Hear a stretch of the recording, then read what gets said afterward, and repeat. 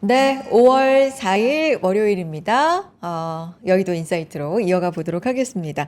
자, 오늘 같은 날은 어떤 이야기를 좀 해봐야 될까요? 시장 이렇게 고공행진하고 있고 계속해서 최고가를 쓰고 있는 시장에서 우리는 뭘 좀 봐야 될까요? 그래서 이분 모시고 시장의 큰 그림부터 시작해서 지금부터 주목해야 될 사항 좀 자세하게 들어보도록 하겠습니다. KB증권 자산배분전략 이은택 이사 함께합니다. 이사님 어서 오세요. 네, 안녕하세요. 안녕하세요. 네, 징검다리 연휴잖아요. 이런 걸 징검다리 연휴라고 하죠. 네네, 네. 맞죠. 그 연차? 연휴? 이런 거 안 내셨어요? 이사님은? 뭐, 시장이 열리니까. 네. 아니, 왜냐면 오늘 여의도 오니까 네, 살짝 한산한 느낌이 저는 개인적으로 들었거든요. 맞아요. 그렇죠. 좀 많이들 좀, 길이 덜 막히더라고요. 맞아요. 휴가 네, 내신 그런 네, 네. 느낌? 이사님은 또 성실하게 또 이렇게 네, 나오라서. 뭐, 오늘도 시장은 달리기 때문에 저도 같이 그러니까요. 네. 달리고 있습니다. 근데 약간 네, 반휴가 느낌으로 오늘 또 조금 산뜻하신 것 같아요.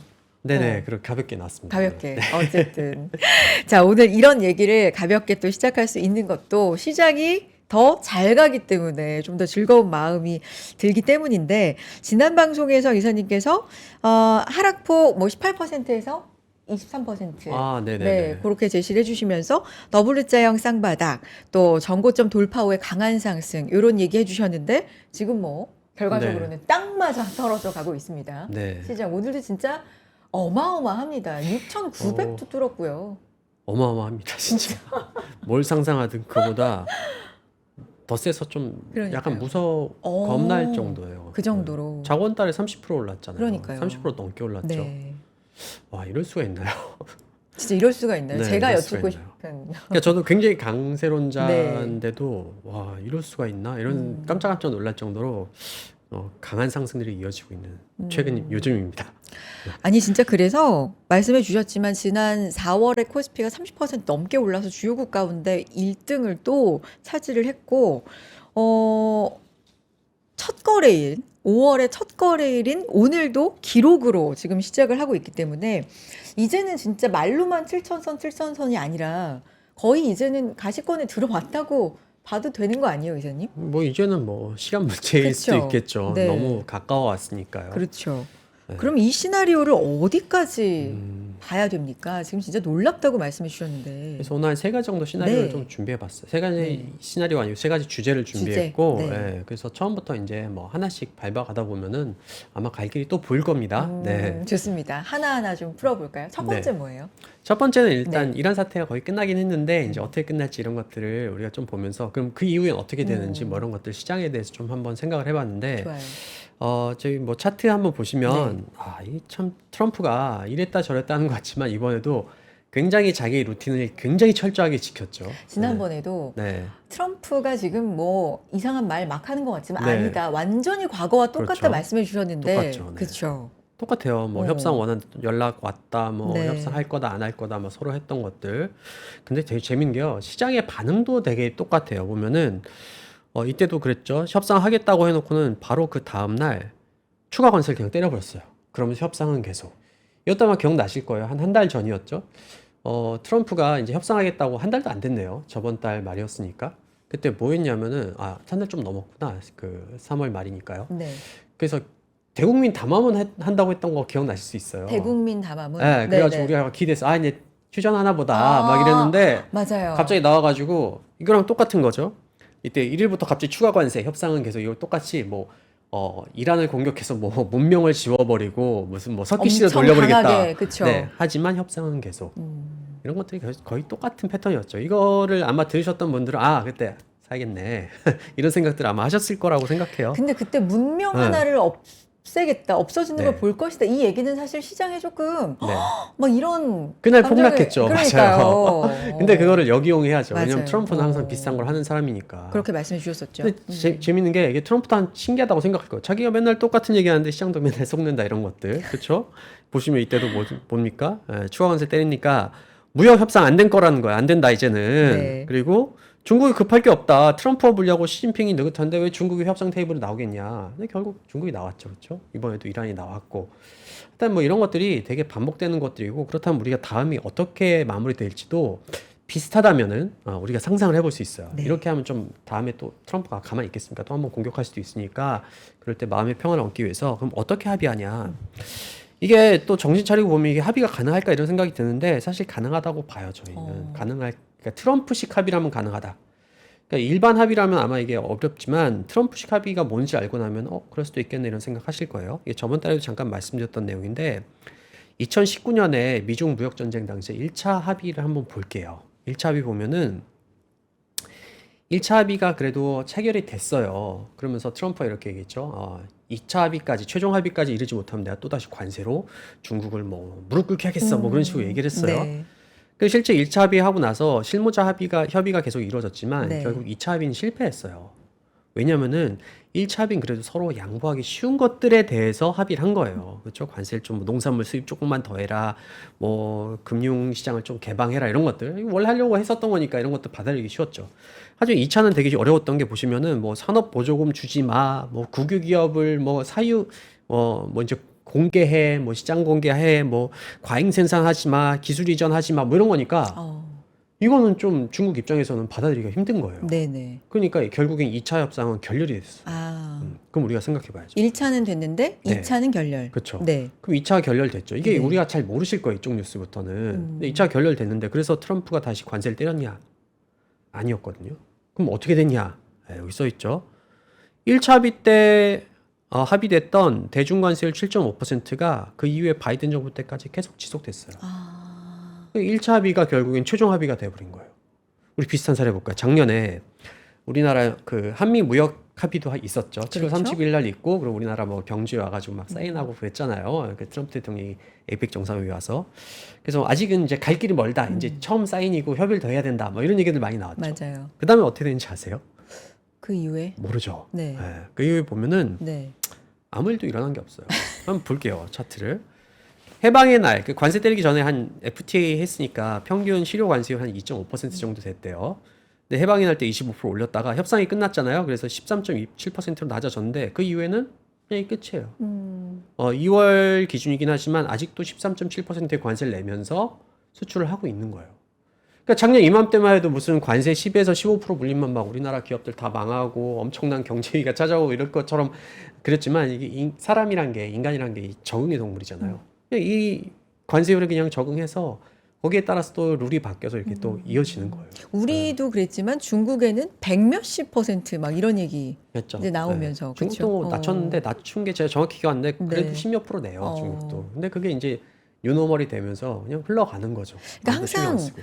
이 트럼프 시기에 뉴스라는 게 가장 처음에 시장도 그렇고 가장 큰 임팩트를 받고 그 후로는 약간은 좀 네. 흐지부지나 적응이나 이렇게 되는 측면이 좀 있는 것 같아요. 있죠. 네. 근데 다만 앞으로도 아마 합의가 가려면 시간이 좀 걸릴 수 있어요. 왜냐하면 1차, 2차 때도 90일 1기 때, 2기 때도 90일 그 휴전을 하고 네. 나서도 실제 합의가 나오는 데는 뭐 한 4개월에서 한 10개월 정도 걸렸었어요. 그렇기 때문에 그거는 뭐 시간이 걸릴 수도 있는데 결국에는 합의가 이런 식으로 뭐 트럼프식 합의를 본다면은 이런 건 가능하지 않겠습니까? 아주 뭐 핵까지 어떻게 할 거냐, 뭐 우리한 농축까지 어떻게 할지 이런 거 하면은 야 이거 합의 안 될 것 같은데라고 하지만 트럼프는 그런 건 안 건드리고 할 수 있는 것만 하고 넘어간다. 이런 패턴도 보면 가능할 수도 있겠네 이런 생각이 아마 드실 거라고 생각해요, 여러분 투자자들. 그런 시나리오라면 네. 가능할 수도 있다. 네. 근데 이란이 약간 그렇게 핵 같은 거는 좀 나중에 하고 천천히 네. 하고 다른 것 쪽으로 먼저 하자라는 거에 대해서 네. 미국이 약간 트럼프 네. 쪽에서 조금 지금은 반려하고 있는 거 아니에요? 아니 그것도요. 네. 옛날에도 다 똑같아요. 아 그래요? 그렇게 제안해도 자기 안 하겠다고 해요. 근데 나중에 이제 합의된 거 보면 그거예요. 그래도 몇 번 더 거절하고 이렇게 해야 한두 개라도 더 받아낼 수 있다고 생각하는 게 트럼프의 어떤 협상의 기술이기도 하죠. 네, 그래서 뭐 이번에도 완전히 똑같을 거야 그렇게 말할 수는 없지만 이런 패턴들 보면 우리가 훨씬 도움이 되고 이번 3, 4월에도 이걸 잘 활용하신 분들은 그렇죠. 엄청난 수익을 받을 수 있었죠. 충격받을 때 사고. 그렇죠. 네. 100%할 수는 없지만 이런 패턴들이 비슷하게 갈 거라고 생각한다면 그런 것들을 좀 따라갈 수 있다 이런 거죠. 알겠습니다. 그러면서 우리가 이제 주시하고 있는 게 유가잖아요. 유가. 네. 유가는 그렇죠. 여전히 이사님 좀 높은 상황인 거죠. 그렇습니다. 네. 네. 이게 유가가 높은데 주가가 왜 올라? 이 질문이 한창 많이 나왔고 지금은 조금 줄어들었지만 왜냐하면 계속 오르니까. 네, 4월 달에 굉장히 많았죠. 네. 이걸 무시하고 할 수 있냐. 어. 근데 이것도 사실은 조금만 논리적으로 한 걸음, 제가 항상 그렇죠. 한 걸음만 더 들어가 생각하시면은 답이 나와요. 고유가가 왜 우리가 무서울까요? 인플레. 네, 고유가가 두 네. 가지 효과를 내죠. 인플레이션을 일으킬 수 있고, 네. 그 한편으로는 유가가 높기 때문에 투자 심리나 소비 심리를 위축시켜서 경기 수요 둔화를 만들 수 있다라는 거예요. 자, 이 두 가지 때문에 무서운 거예요. 그렇죠? 그러면 이게 두 가지가 나타나는지를 본 다음에 행동을 해야 돼요.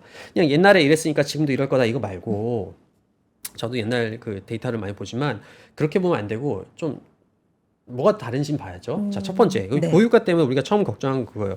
소비나 투자의 수요가 줄어들어서 결국 꺾이니까 그게 안 좋은 거다. 기업이 꺾이고 경기 사이클 꺾이는 거죠. 왜냐하면 차트를 보시면 과거에 고유가가 나타났을 때 주가 오른 적도 있고 내린 적도 있어요. 뭐 좀 이 파란색 선은 내린 것들이고 빨간색은 오른 건데 어떤 때 오르고 어떤 때 꺼졌냐? 간단해요. 경기 선행 지수 제가 아래 그려놨죠. 유가가 높아도 경기 선행 지수가 계속 올라가면서 유지가 되면은 올라요, 주가가. 꺾이면 떨어져요. 되게 간단하죠. 그럼 지금도 한번 생각해 보자고요. 네. 고유가 때문에 우리는 결국 걱정하는 게 기업 이익이 꺾이는 게 걱정인 거예요. 그렇죠. 그래서 꺾였을 땐 주가가 실제로 하락을 했고 스태그플레이션이 왔었어요. 비슷한 것들 단기적으로라도. 그럼 지금 보자고요. 이런 사태 때문에 소비나 투자 심리가 위축됐나요? 특히 이번에 소비보다는 거의 투자가 이끌고 있죠. AI 투자가. 그렇죠. 자, 그럼 AI 투자가 그러면은 고유가나 이런 것 때문에 꺾였나요? 아니요, 지금 빅테크 실적들 나오는 거 보면 더 잘 나오잖아요. 더 한다고 하죠. 네, 그러면 아닌 거예요. 그러니까 고유가가 두려운 이유가 실적이 꺾일까 봤는데 실적이 안 꺾였잖아요. 그럼 고유가는 말든 지금 당장에 그렇게 큰 힘을 발휘하지 않는 게 맞는 거예요. 미래에는 모를지언정 그렇죠. 어쨌든 지금은 요거는 네. 증명되는 게 없다. 그렇죠. 유가 자체가 이것도 상상을 하면 되죠. 네. 앞으로 유가 그럼 지금까지 안 꺾였는데 앞으로는 꺾일까? 유가 네. 높으니까. 물론 계속되면 꺾일 수 있겠지만 아마 여러분들이 그럴 거예요. 고유가에도 지금 AI가 이거 꺾일 수가 없어. 빅테크가 발을 뺄 수가 없어. 이렇게 생각하실 거예요. 그런 뉴스들도 많이. 그렇죠. 그러면 우리가 다시 돌아오면 유가가 주식을 꺾는 게 아니에요. 유가 주식을 꺾는 게 아니죠. 유가 때문에 기업 실적이 꺾일까봐 두려운 건데 안 꺾였잖아요. 문제 없는 거고. 두 번째는 그래서 인플레이션 때문에 연준이 긴축하면 무서운 거죠. 그렇죠. 근데 긴축을 연준이 지금 한다고 하나요? 아직까지는 그런 얘기가 없잖아요. 그렇죠? 아직까지는. 아직은. 뭐좀 최악의 케이스가 이제 인상과 인하를 좀 균형 있게 보자. 뭐 이 정도 얘기가 나오는 거잖아요. 그렇기 때문에 두 가지 모두 없어요. 그다음 주식시장 어떻게 돼야겠습니까? 오르는 게 올라야. 많은 거죠. 네. 근데 뭐 먼 훗날 뭐 고유가가 뭐 계속되거나 더 올라가서 기업 실적이 꺾이고 뭐 긴축이 시작된다. 그럼 그때 팔아야죠. 그때. 네. 그러니까 중요한 건 확인이 되면이 아니고 그런 일들이 네. 벌어질 것 같다고 전망이 되면. 전망이 되면. 그렇죠. 확인되면은 이미 좀 늦은 거고. 근데 그 둘 다 지금 가능성이 없잖아요. 가능성이 없잖아요. 네, 그럼 지금은 괜찮은 거예요. 지금 올라가는 게 정당한 거다. 그렇죠. 네. 그래서 유가가 문제 아니에요. 고유가가 나오면 주가 하락하는 경우는 없어요. 고유가가 경제 성장을 꺾고 기업 이익을 꺾고 연준의 긴축을 만들고 이 조합이 나오면 주가 하락한다는 건데 둘 다 없으면은 고유가를 걱정할 필요가 상대적으로 적다는 거죠. 근데 지금 AI가 아마 뭐 되게 좋다 이런 얘기들은 아실 거예요. 근데 지금 보면 우리나라 국내 소비도 그렇게 나쁘진 않아요. 국내 소비요. 네, 엄청 나쁘다고 네. 말할 수는 없지만 네. 국내 경기들도 그렇게 나쁘진 않아요. 물론 반도체가 이끄는 게 제일 크지만 한번 볼게요. 제가 연초에 나와서 이 그래프 한번 보여드린 적이 있어요. 뭐냐면은 주가 상승률하고 GDP 성장률 관계예요. 네. 네, 보시면 어떻습니까? 왼쪽 차트하고 오른쪽 차트는 똑같은 데이터를 그렸지만 이 차트는 주가 상승률과 그 해의 GDP 성장률을 그린 거고요. 이건 주가 상승과 그 다음의 GDP 성장률이에요. 상관율이 오른쪽이 훨씬 많아 보여요. 훨씬 높죠. 네. 그러니까 작년에 많이 주가 올랐다고 올해 GDP가 좋은 게 아니라 작년에 많이 오른 게 올해 GDP. 그러니까 그 다음에 GDP에 영향을 준다는 거예요. 그러니까 작년에는 그냥 그랬죠. GDP 성장률이. 근데 올해는 좋을 가능성이 높다 이렇게 얘기했는데 실제로 GDP 성장률이 나왔어요. 혹시 보신 분 있을지 모르겠는데 1분기 GDP 성장률이 얼마 나왔냐면요. 참고로 그때 제가 말할 때 이런 것들 봤을 때 지금 GDP 성장률 컨센서스가 너무 낮다. 그때 우리나라 성장률 올해 성장률 예상치가 1.6에서 1.8이었거든요. 근데 1분기, 4분기 중에 한 분기만 1.7%가 나왔어요. 그러니까 전문가들이 생각하는 1년치가 한 분기에 다 나온 거예요. 네. 앞으로는 그럼 꺼질 거냐? 제가 볼 땐 그럴 가능성이 없어요. 2분기는 살짝 낮아질 가능성이 있죠. 왜냐하면 고유가 때문에. 근데 제가 볼 때는 뭐 보조금 또 주죠. 지금 그리고 세수가 엄청 거치잖아요. 음. 아직은 많이 거치진 않았지만 법인세 같은 것들이 뭐 폭증한다 얘기들 음. 나오잖아요. 왜냐면 실적이 너무 좋으니까 그렇죠. 반도체가. 그럼 그것만 가지고도 추경에서 뭐 보조금 주는 것보다도 훨씬 더 많은 돈이 쌓이는 거예요. 어마어마한 돈이 쌓이니까 제가 볼 때는 GDP 성장률이 올해 그렇게 나쁠 가능성이 별로 없다. 그거 뭐냐? 소비가 이끌고 있다는 거죠.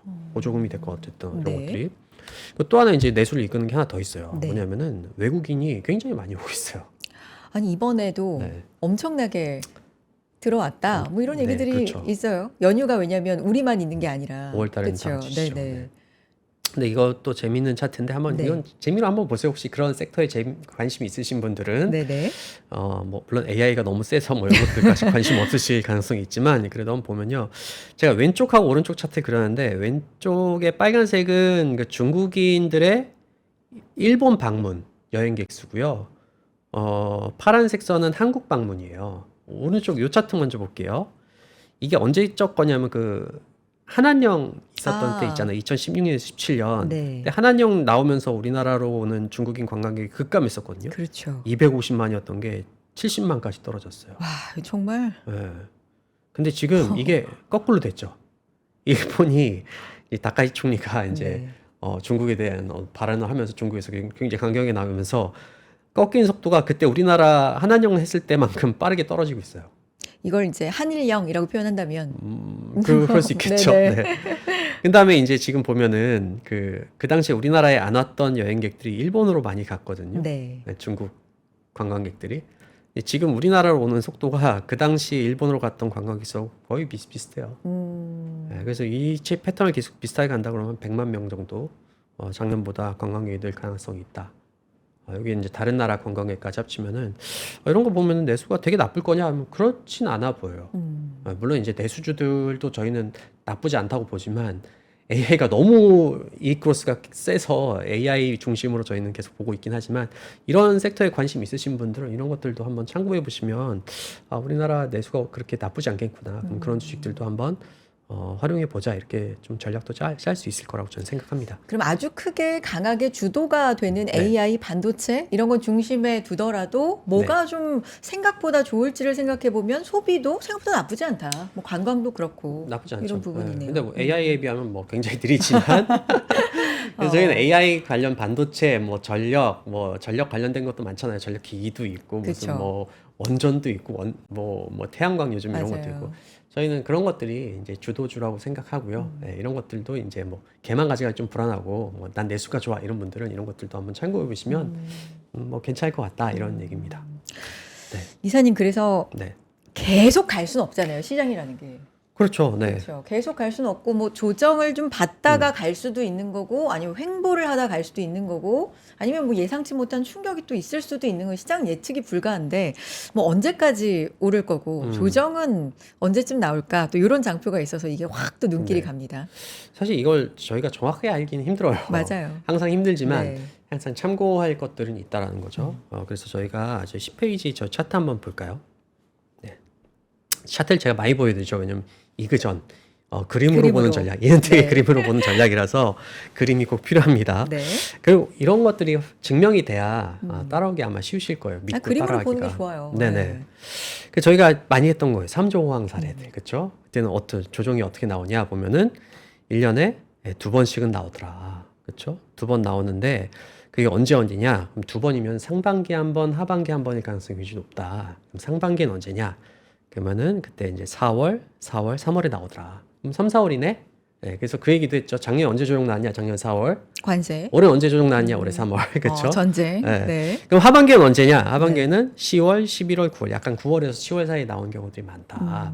그렇게 얘기했죠. 작년에도 11월 좀 조정이 나왔다. 네. 그러면은 이제 올해는 언제 나올 거냐? 요걸 참고할 수도 있어요. 근데 조금 하나 봐야 될 게 제가 또 하나 말씀드린 게 상승 속도가 빨라질수록 조정도 좀 빨라지거든요. 근데 지금 상승 속도는 이 3조항보다는 조금 빨라요. 아. 대신 이 다음 차트에 있는 장표에 있는 닷컴 버블보다는 조금 느려요. 요 사이 정도 돼요. 그럼 우리가 그냥 이렇게 볼 수 있어. 그러면은 이 조정의 기간이 이런 것도 이 중간 정도에 있지 않을까? 한번 볼게요. 네. 제가 아까 3조왕 때는 상승 속도가 닷컴 버블 때는 좀 느리다고 했잖아요. 이때도 굉장히 강력한 상승장이었지만 1년에 두 번, 그러니까 6개월마다 한 번씩 조정이 나왔어요. 그렇죠? 대략적으로. 그렇죠? 이거 6개월, 여기 6개월, 여기 6개월. 그렇죠? 반년마다. 네. 꼭 그렇진 않지만 대체적으로 네네. 그렇다는 거죠. 더 강한 장일수록 더 자주 나온다고 했잖아요. 한번 볼까요? 이때 보시면은 한 3에서 4개월마다 한 번씩 조정이 나왔죠. 3에서 3.5개월 정도 되네요. 그렇죠? 그렇게 되면은 그럼 이번에는 요 가운데 정도라고 그냥 한다면은 약간 나이브한 접근이긴 하지만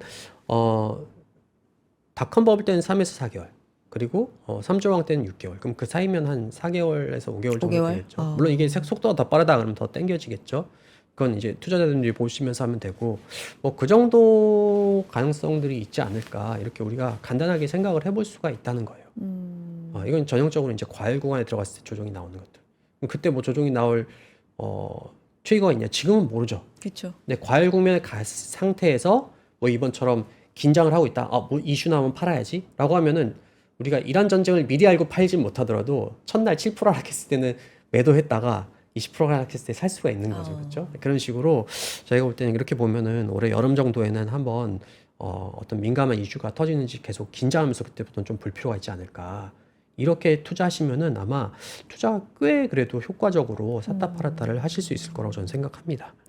시장이 긴장을 하고 있는 상태에서는 어떤 악재가 나왔을 때 그걸 좀 더 크게 받아들일 수도 있는 거기 때문에 지금 네. 긴장 국면인지 아니면 상승하기 시작한 지 얼마나 된 기간이 된 상황인지 이런 거를 좀 대략적으로 알아보는 것도 의미가 그렇죠. 있겠어요. 그리고 저번 달, 저저번 달 보시면은 이제 네. 하락폭을 정하는 방법들도 제가 맞아요. 한번 얘기했어요. 뭐 지금은 그것까지 얘기할 필요는 없을 것 같아서 네네네. 뭐 그것도 사실 이렇게 단순하게 얘기 드렸지만 사실 더 복잡한 것들이 뒤에 있는데 뭐 다음에 혹시 네. 좀 주의해야 될 것 같다. 그럼 맞아요. 그때 한번 네. 또 말씀을 그것도 드리도록 할게요. 오늘은 또 워낙에 또 좋은 네. 시장이다 보니까 지금은 언제 정도쯤이면 대략적으로 조정을 만약에 온다고 생각하면 네. 생각을 해봐야 되는지 이런 중심으로 말씀을 해주셨는데 네. 반도체 중심으로 지금 시장이 왔다고 해도 사실 이사님 과언이 아니잖아요. 그렇죠. 네. 네. 그래서 반도체 꺾이면 시장이 꺾인다. 네. 이런 논리도 사실 과언은 아니에요. 그렇죠. 뭐 네. 맞죠. 맞는 얘기예요. 네, 네. 근데 이제 저는 그런 얘기에 동의하면서도 이제 조금 한 발 더 나가야 된다고 생각하는 게 예를 들면은 뭐 그런 얘기도 많았죠. 이번에도 유가 고점이 주가 저점일 거다. 저도 완전 동의해요.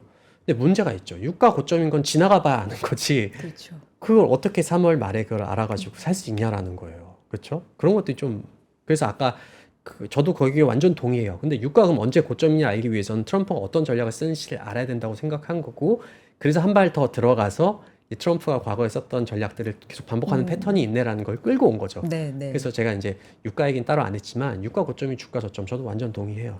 근데 이제 그것들을 알기 위한 거고 이번에도 그 얘기를 왜 하냐면은 반도체도 마찬가지. 반도체 정점이 주가 정점 저도 동의해요. 근데 반도체 정점이 언제인지 그럼 알아야 되잖아요. 그렇죠. 근데 이게 알기가 쉽지 않다고요. 마치 유가 정점 맞추는 것처럼 지나면 쉽지만 그 당시엔 쉽지 맞아요. 않아요. 그래서 저도 이제 뭐 제 생각을 좀 말씀을 드릴게요.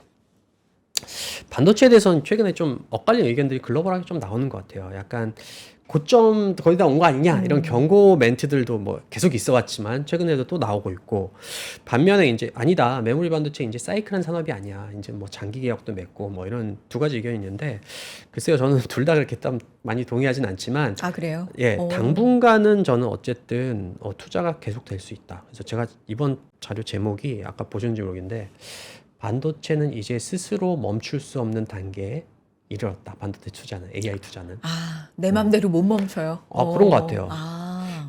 뭐 이게 좀 제가 사실 전 공대를 나오지 않았거든요. 문과 전공이라 그냥 제가 이해하는 정도 전략가 입장에서 탑다운하게 입장에서 제가 이해한 것들 한번 말씀드려볼게요. 네. 한번 듣고 나시면 아마 전공하신 분들도 그럴 수 있겠다. 아마 공감을 좀 하실 수 있을 거예요.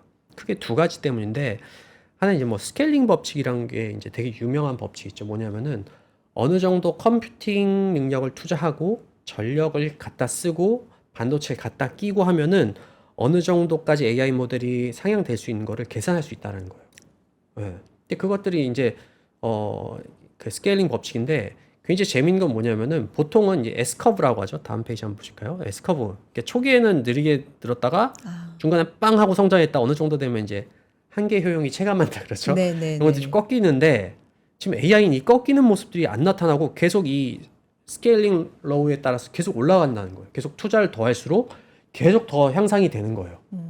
그러면 이제 뭐 AGI 같은 거 있잖아요. 언제 도달할 거냐. 이것도 안 꺾이니까 이 속도로 계속 넣으면은, 앞으로 뭐 3년 주장하시는 분도 있고, 4년 주장, 5년 주장도 있잖아요.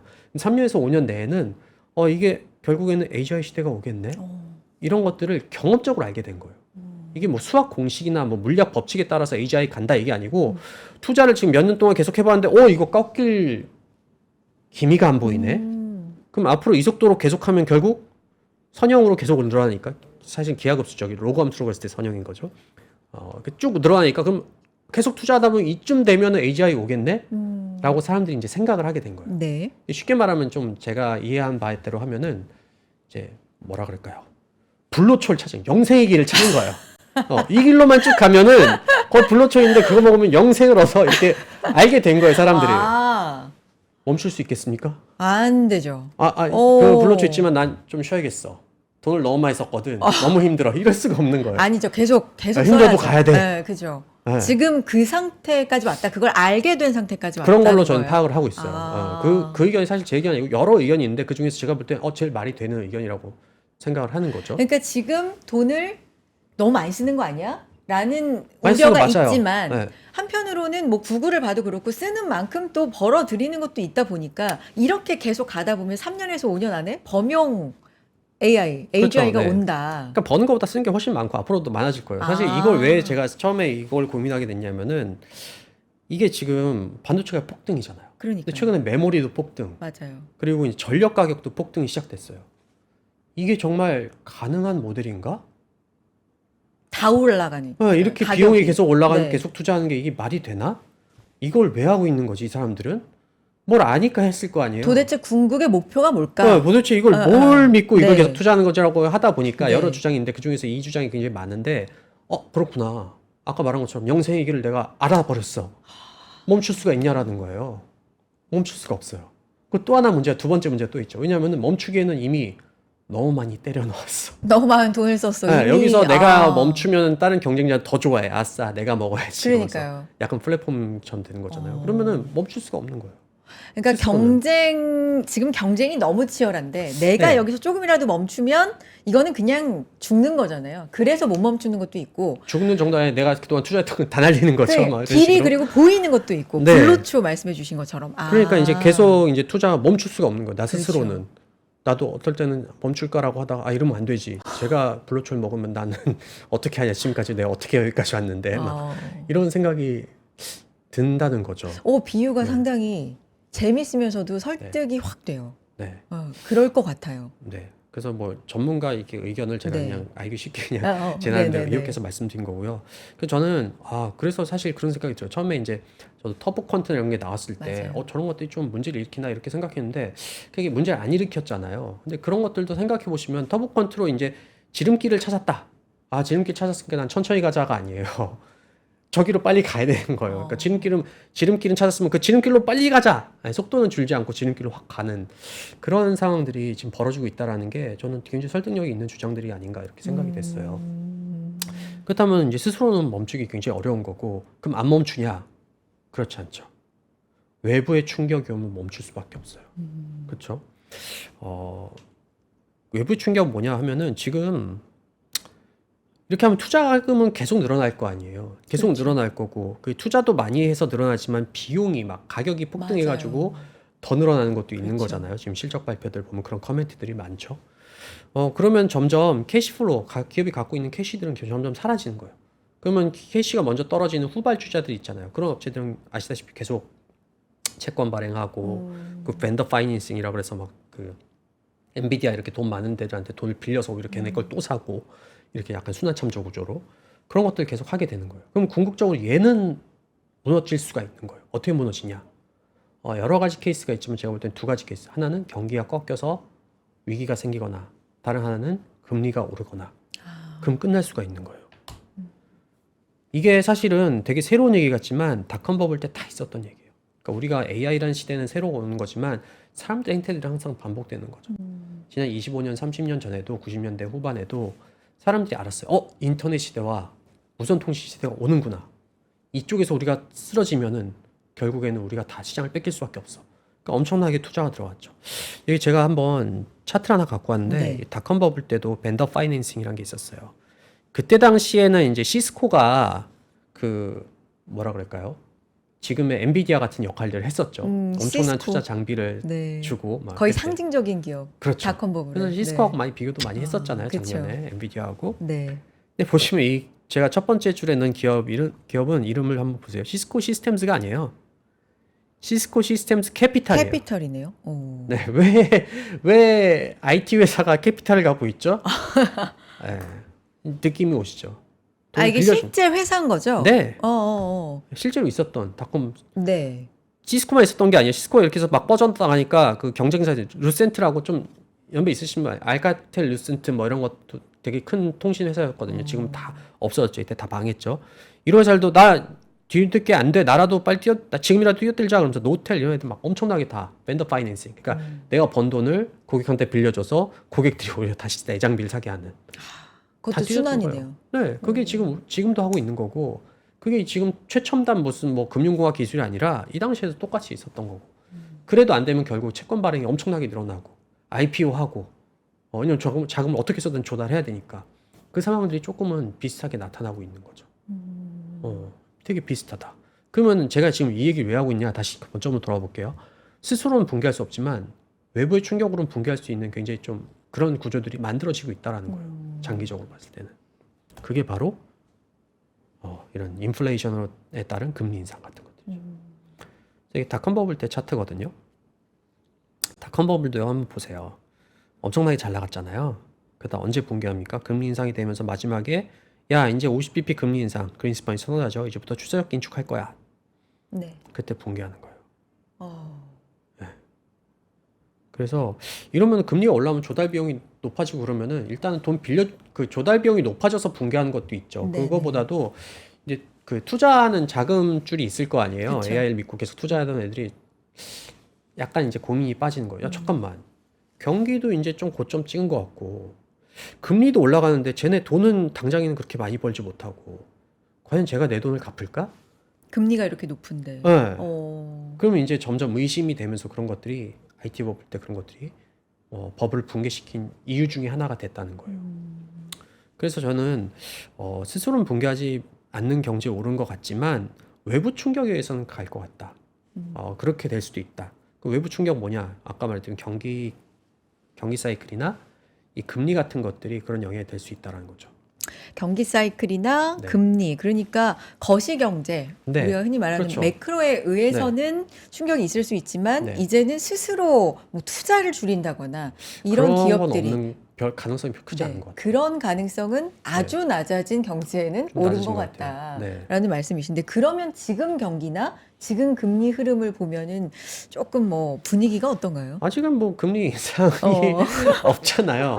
근데 하는 거 보면 약간 불안하죠. 막 유가도 아. 튀고 관세도 또 때린다고 그러고 그러니까 약간 이제 느낌적인 느낌으로 뭔가 이제 먼 미래에 뭔가 먹구름이 몰려올 것 같은 느낌은 있는데 아직까지는 그런 건 없는 거고요. 근데 당장 인상은 아니지만 인상, 네. 인하에 대해서는 상당히 조금 뭐 몇 달 전 혹은 1년 전에 비해서 좋은 멀어진 느낌은 좀 확연하잖아요. 좋은 질문이에요. 아, 좋은 질문. 좋은 질문이에요. 아, 왜냐면은 감사합니다. 네. 이런 디테일에 항상 악마들이 숨어 있거든요. 네, 네. 한번 생각해 보세요. 이 차트 한번 다시 보실까요? 네. 그 차트가 이런 질문이 돼요. 이때 금리 인상하면 이제 팔아야 된다. 그런 얘기들이 아마 저 말고도 아마 꽤 나올 거예요. 앞으로도 더 많이 나올 거고. 근데 문제가 있어요. 이때 언제 금리 인상 첫 번째 시작합니까? 1999년 6월에 인상을 시작하잖아요. 그럼 6월에 인상 시작했으니까 금리 인상했네. 난 주식 팔아야지 하면은 엄청나게 힘든 1년이 기다리고 있어요. 보세요. 폭 뜨는 와, 거예요. 쭉 올라간. 네, 두 배 넘게 올라요. 네. 저 때 만약에 다 팔았으면 그렇죠. 다들 마음이 너무 힘든 거예요. 이게 어려운 거예요. 이게 어려운 거예요. 이거를 이제 잘 보셔야 돼요. 이런 것들 잘 설명해 주는 그 어떤 분이 계신다면 그런 분들 좀 따라가야 돼요. 네. 무슨 얘기냐? 그럼 쉽게 말하면 그럼 언제 팔았어야 되나요? 몇 번째 금리 인상에 팔아야 되나요? 정답은 5번째에서 6번째 사이거든요. 어떻게 하냐는 거예요. 5번째에서 6번째. 네. 이거에 사실 이게 진짜 디테일이고 이게 진짜로 중요한 거거든요. 네. 그러니까 아까 말씀드린 금리 인상을 하기 전에 붕괴가 될 수도 있어요. 아까 말씀하신 것처럼 이거 추세적이야. 연준이 지금 안 하고 있을 뿐 추세적으로 인플레이션이 올라와서 결국 할 수밖에 없어. 익스펙테이션 게임이니까 이거 기대의 게임인 거잖아요. 주식시장이란 게 금융시장, 경제도 마찬가지고. 그렇죠. 그렇기 때문에 그걸 발라내는 게 굉장히 어려운 거예요. 어. 그래서 그것들은 저희가 몇 개 툴을 갖고 있는데 그건 그때 가서 또 오늘 얘기하면 너무 시간이 오래 걸리니까 그때 좀 알려주세요. 늦지 않게. 네 알겠습니다. 이그전을 통해서 좀 알려주세요, 이사님. 네. 그래서 네. 이런 게 진짜 어려운 거예요. 그러니까 저도 마- 어려워요. 네. 아니 말씀해 주신 것처럼 제가 상상을 해봤거든요. 네. 저때 금리 올린대. 큰일 났다 이제. 네. 잠깐 시장이 충격을 그날 받았을 수도 있잖아요. 뭐 네. 며칠도 그렇고. 네. 어쨌든 그래서 다 팔아버렸어. 근데 장기적으로 보니까 진짜 이렇게 올라갔잖아요. 네. 만약에 다 팔았으면 정말 마음이 너무 엄청 힘들어. 힘들죠. 지수가 2배 그러니까요. 올랐으면 종목은 얼마나 올랐겠습니까? 그쵸? 아, 네. 그래서 이때 하여튼 뭐 이런 일들이 벌어지고요. 팔 때도 이제 붕괴 때도 좀 특이한 현상들이 벌어지는데 네, 이건 네. 다음에 한번 기회 되면 말씀해 닷컴 주세요. 버블 붕괴에 대해서 네. 한번 스터디한 것들 공개해 볼게요. 오늘 하나 맛배기만 보여드리면은 네. 왜 1999년 6월이 아니고 왜 2000년 5월에 붕괴했냐, 뭐 3월에 붕괴했냐, 이 뭐 여러 가지 이유가 있을 수 있지만, 요거예요. 하나만 나와서는 안 돼. 그러니까 긴축만으로는 부족해요. 음, 긴축이 되면서 경기 꺾였네, 기업이익 사이클이 꺾였네, 이 두 가지가 있어야 돼요. 그러니까 예를 들면은 지금도 마찬가지로 고유가라는 게 인플레 자극할 수 있어라고 하지만 그런데 이익은 계속 급증하고 있어. 그러면은 결국 중요한 건 이익이기 때문에 펀더멘탈 따라서 이 정도면 그래도 싸졌네, 사야 돼, 막 이렇게 사람들이 나타나요. 그럼 언제쯤 안 나타나냐? 긴축이 시작되는데 경기도 꺾였어. 이러면 그때부터는 투자 때 끝난 것 같다. 저 두 개가 동시에 그렇죠. 만나야 돼요. 네. 어, 또 붕괴는 항상 굉장히 빠른 속도로 이루어지죠. 그쵸. 이번에 하락장 조정장도 엄청 빨랐잖아요. 3월에. 사실상 거의 이틀 만에 거의 네. 모든 상황이 끝나는. 그래서 뭐 힌트만 드리자면은 경기 사이클이 꺾이면서 통화 긴축할 때. 그럼 반대로 말하면 뭡니까? 이때는 경기가 안 꺾인 거죠. 99년 6월에는. 그렇죠. 그러니까 금리 인상에도 주춤주춤했지만 결국 올랐던 거고. 그럼 이때는 금리 인상이 저번에도 했고 이번에도 했고 다음에도 할 거라는 게 알고 있었음에도 불구하고 이때 꺾인 거는 경기도 꺾였겠죠, 이때가. 그렇죠? 그런 것들을 우리가 읽을 수가 있다는 거예요. 이런 것들을 그럼 어떻게 읽냐? 그런 지표들은 다음에 한번 기회 되면 말씀드리도록 하겠습니다.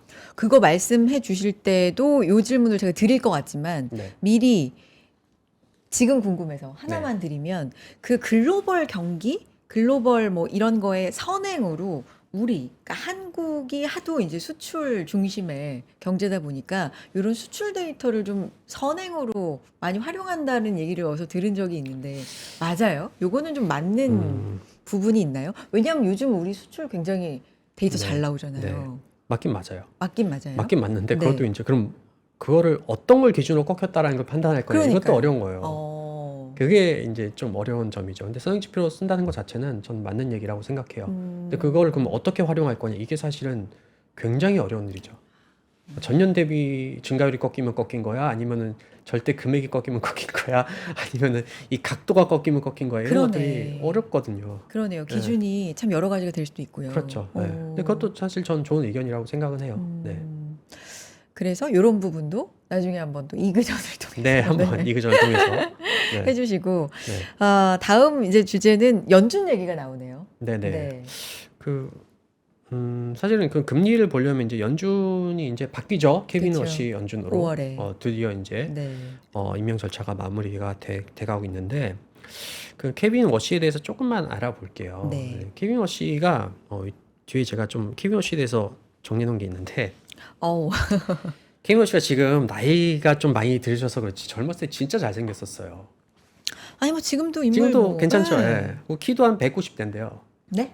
190 정도 된대요. 정말요? 키도 크고 체격도 좋고 어. 잘생기고 학벌도 뭐 하버드 로스쿨 나왔고 그 최연소 뭐 연준 이사 이런 걸 굉장히 유명하죠. 네, 그렇죠. 뿐만 아니고 이제 에스티 로더 가문의 사위여서 부자라고 하는데 아, 에스티 로더 사위여서 부자인 것도 있지만 본인도 부자예요. 네. 본인도 한 연봉 한 100억 된대요. 그러니까 뭐 엄청나게 우리가 알고 있는 엘리트의 스펙을 다 갖추고 있는 그러네요. 완벽한 사람이에요. 근데 저는 좀 그의 스펙에 좀 우리가 너무 현혹된 게 아닌가? 약간 이런 생각도 해요. 왜냐면은 제가 볼 때 약간의 불안감들이 있어요. 이 불안감은 이분이 뭐 지적 능력 이런 게 떨어진 건 절대 그런 게 아니라 네네. 이분과 파월은 공통점이 몇 개 있어요. 제롬 네, 파월가. 파월. 네. 어. 뭐냐면은 역대 100년 동안의 중앙은행의 그 연준의 그 의장들 중에서 경제학을 전공하거나 공부하지 않은 사람은 2사람밖에 없어요. 물론 공부는 따로 돼 있겠지만 하여튼 전공하지 않은 사람은 2명. 누구냐? 케빈 오시하고 파월. 파월. 아, 그 둘 다 이제 그 법학 박사고요. 예, 그래서 변호사 출신이고 그렇죠. 둘 다 또 트럼프가 지명을 했어요. 어, 예, 공통점이 있는데 이게 좀 이 스펙 때문에 불안한 게 아니고요. 과거에 그가 했던 발언들이나 기고문들 보면은 약간 어떤 느낌이 제가 드냐면은 이 법학도가 굉장히 중시하는 가장 기본 중에 하나가 뭐냐면은 이 증거주의죠, 증거주의. 그러니까 이 법학이란 건 뭐냐면은 이 판결 이런 거는 이미 벌어진 사건에 대해서 이미 과거가 된 사건에 대해서 판단을 하는 거잖아요. 그렇죠. 그래서 이제 100명의 범인 놓치더라도 한 명이 억울한 사람이 나오면 안 된다. 그게 이제 증거주의의 가장 기본적인 어떤 근원 같이 돼 있는 거잖아요. 법에서는 그게 맞는 거예요. 그렇기 때문에 이게 무슨 뭐 이분들이 이렇게 뭐 되게 법 증거주의를 갖고 있어서 법을 공부해서 뭐 낫다 이게 아니고 네네네네. 근데 증거주의가 법에선 맞지만 통화정책이나 금융정책은 기본적으로 그 전망을 하고 미래에 대한 것들을 끌고 오는 작업들이잖아요. 이게 맞냐라는 거예요. 그러니까 파월도 보면은 포워드 가이던스, 버냉키가 했던 포워드 가이던스를 없애버리고 없애진 않았지만 뒤로 미루고 뭘 가져왔습니까? 데이터 디펜던트. 그러니까요. 데이터가 증명을 한 다음에 해야 돼. 근데 이게 사실은 이 증거주의 측면에서는 실수 안 할 수는 있지만 문제는 그게 아니에요. 뭐냐면은 여러분들 실적 다 보고 투자해. 야, 이 회사 진짜 좋은 회사네. 3분기, 4분기 연속 서프라이즈네. 이 회사 사야겠어. 수익 나겠습니까? 이미 너무 늦어. 너무 늦었죠. 너무 늦은 거예요. 그러면은. 그러니까 이게 통화정책이나 금융시장 같은 이 경제시장에서는 이게 잘 통하지 않아요. 네. 그래서 이런 것들이 약간 불안감을 준다. 불안감이란 건 뭐냐? 인플레이션을 결국엔 제어하지 못할 가능성들을 내포하지 않겠느냐. 뭐 단기적으로는 좋죠. 왜냐면 금리 인하하고 뭐 지금 인플레 별로 없어. 뭐 이렇게 얘기하니까 그러면 단기적으로 오히려 지금 증시를 더 폭등시키는 요인이 되겠죠. 근데 장기적으로 그게 오판이 되고 되게 뒤늦게 통화 정책이 나온다. 그러면은 어떻게 되겠습니까? 한때 인플레이션이. 파월처럼. 한때 파월처럼. 한때 파월 뭐 약간 네. 그 인플레에 대해서 일시적이다라고 네, 얘기해서 맞아요. 뭐 네. 실기했다라는 비판이 엄청났던 그 시기가 또 있었잖아요. 그렇죠. 그것도 이제 어. 지금은 일시적이다. 왜냐면 일시적으로 보이니까. 근데 이제 아, 포워드가 중요한 거지. 아, 이제 이미 나온 경제 데이터를 기반으로 투자하면은 경제 정책을 펼치거나 통화 정책을 펼치면은 상당히 어려움이 있을 가능성이 있죠. 아. 예, 뭐 이런 것도 뭐 이런 거 있잖아요. 회의 빈도도 8회에서 뭐 4회 뭐 몇 회로 줄인다고 하는데 이것도 평소엔 그렇게 크게 문제가 안 될 거예요. 근데 막 물가가 튀기 시작할 때 그러니까 주가 막 예를 들면 주가가 폭락하기 시작해요.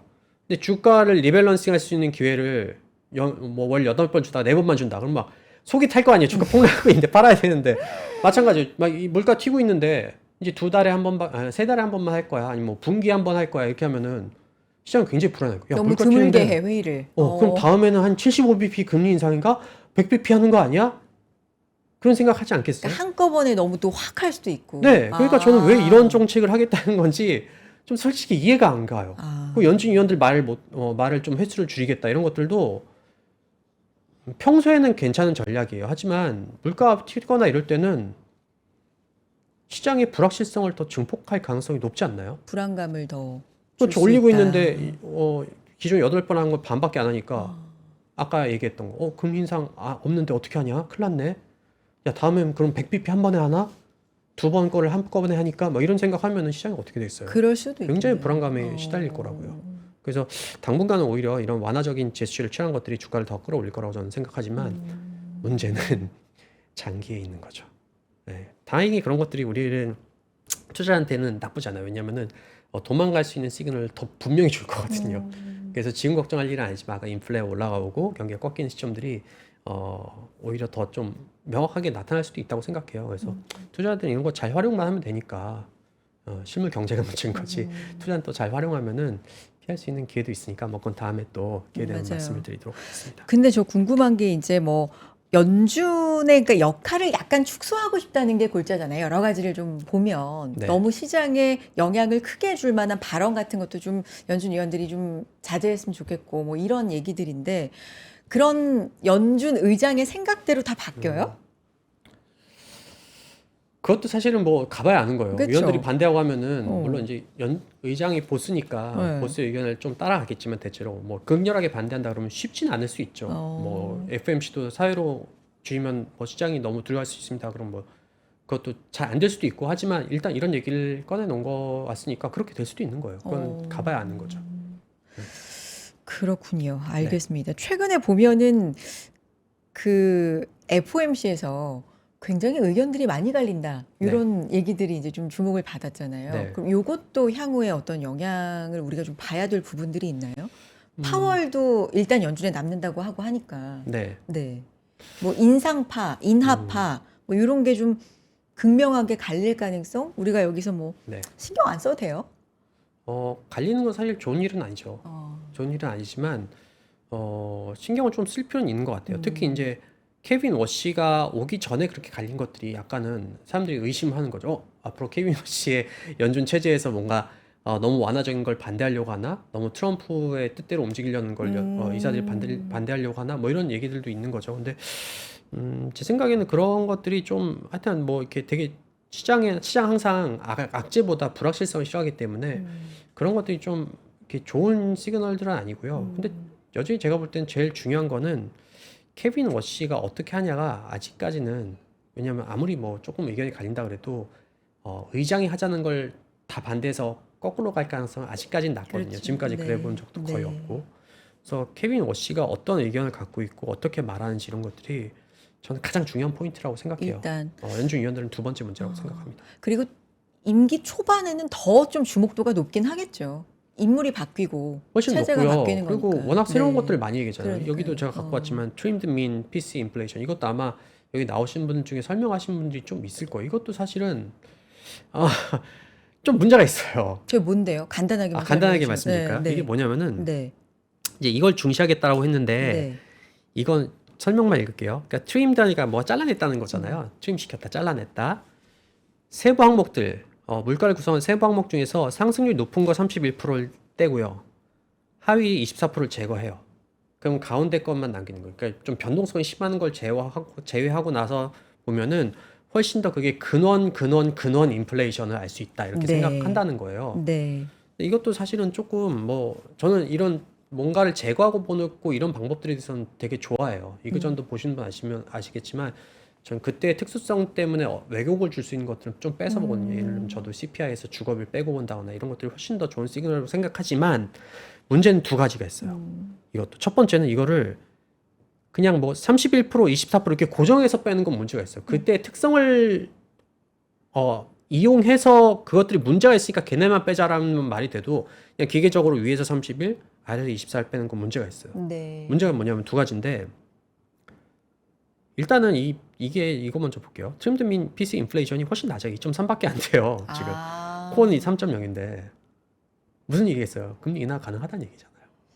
그러니까 실제보다 더 낮게 보일 수 있게 그렇죠. 물가를 근데 얘가 만들 이제 수 있다. 그렇죠. 그러니까 이제 제가 볼 땐 금리 인하의 어떤 명분을 쌓기 네. 위한 것도 있는 것 같아요. 실제로 이게 맞다라고 생각하는 것도 있겠지만 그렇군요. 이것도 이제 증거주의죠. 이런 것들 문제가 있는데 왜 문제 두 가지냐면, 첫 번째는 이건 좀 어려운 건데 댈러스 페드 이제 그 논문을 보면은 트림드 민 PC 인플레이션 지금 최근에 보면 아까 보신 것처럼 디커플링 되고 있잖아요. 얘는 내려가고 얘는 올라가잖아요. 왜 그러냐라고 할 때 이걸 얘기해요. 그 물가 상승 여러 항목들이 있잖아요. 그 항목 중에 분포를 보면 옛날에는 낮게 나온 애들이 더 많았다. 스큐 네. 이쪽으로 낮게 치우쳐지는 애들이 더 많았어요. 근데 최근 들어서 이게 한 40년 만에 바뀌었죠. 그럼 네. 뭔가 점점 꿈틀꿈틀하면서 높게 올라가는 애들이 많잖아요. 이런 상황에서 위에 있는 걸 더 많이 빼내면은 물가 지표로서 왜곡이 될 수 있다라는 거예요. 그럼 낮은 것처럼. 그렇죠. 옛날에는 그렇지. 낮은 게 더 많으니까 높이는 것들 더 많이 빼도 상관이 없었는데 네. 지금은 그렇지 않다는 게 첫 번째 문제예요. 두 번째 문제는 더 큰 문제가 있어요. 이건 주식하시는 분이 더 쉽게 이해할 수 있는데, 한번 보세요. 코어하고 트림도 보면은 트림드 민 PC 인플레이션 쉽게 말하면 이동 평균선하고 비슷한 거예요. 여러 가지 좀 네네네. 변동이 높은 걸 빼고 보는 거니까. 그럼 당연히 얘는 늦게 움직이는 거예요. 대신 얘는 그럼 뭘 파악하게 해줬냐? 얘가 돌면요, 이거는 얘는 잘 안 움직이는 애잖아요. 보세요. 얘가 이렇게 움직여도, 검은색 선이 움직여도 노란색 선, 나는 그냥 갈래 하면서 옆으로 가잖아요. 죽어도 행보하는. 네. 근데 근데 그게 얘가 확 올라간 탔다. 거는 조금만 올라가도 이건 추세 바뀐 거 맞네. 이렇게 판단하는 거예요. 그렇군요. 네. 근데 얘를 가지고 이제 물가를 판단한다 그러면은 엄청 후회하잖아요. 마치 이거는 이동평균선 보고 야 주가 20% 빠진 게 무슨 하락장이냐. 최소한 이동평균선 120선 정도는 20% 빠져야 하락장이지. 120선 20% 하락하면요. 난리. 주가는 이미 다 폭락해 그러니까요. 있어요.